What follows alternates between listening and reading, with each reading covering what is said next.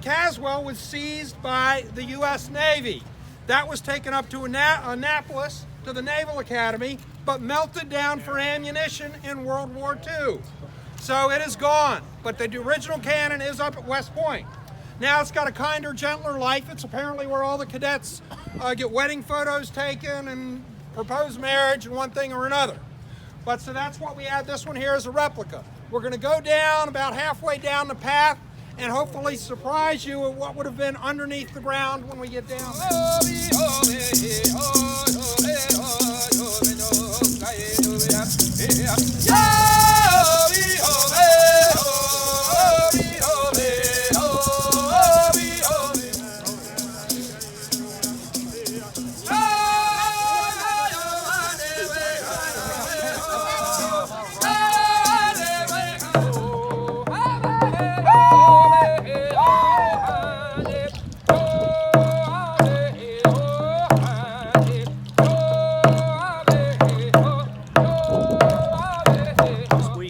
is a commemoration of the 155th anniversary of the Battle of Fort Fisher.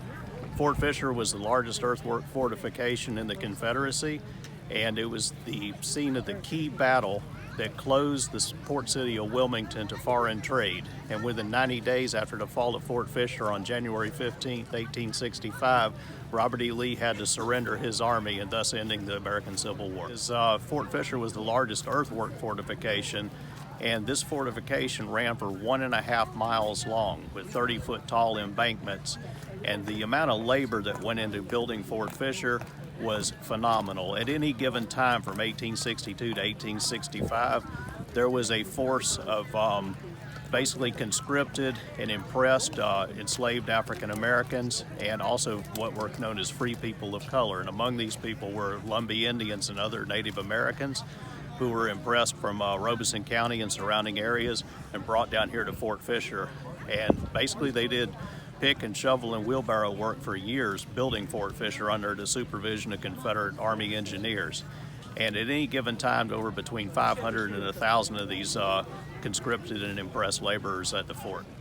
We'd actually keep our pipes, our calumets in here that we would use to pray with, or our tobacco. Is this a bear? It is, it's a bear paw. This is one of our traditional corn dolls. Beautiful. So this same kind of corn doll is in display over at the Smithsonian. Me and the Lumbee Tribe Cultural Team are here at the 155th Fort Fisher Commencement Battle to talk about our people's role here during the building of Fort Fisher through conscription. We're going to be telling some of our people's history and also doing some cultural demonstrations. These are examples of the Union money. Look, welcome to take a brochure if you want. This is about once a month, but if you're not, you got to eat what's on the ground, what you can find. This is what they do. We represent the 35th United States Colored Troops out of New Bern, North Carolina. We formed in 1863 and fought all the way until the end of the war in 1865. And this is an example of some of the money we used. We got paid $10 a month, and 3 of that had to go to clothing allowance. So we only had $7 a month, but we were glad to have it because we were fighting for our own freedom, so it was great to us.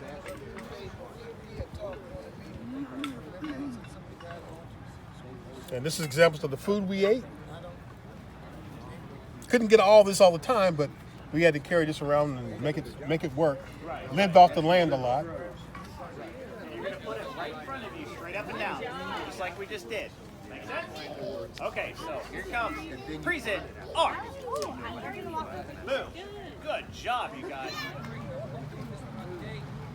Last thing we're going to showcase is going to be a smoke dance. This is kind of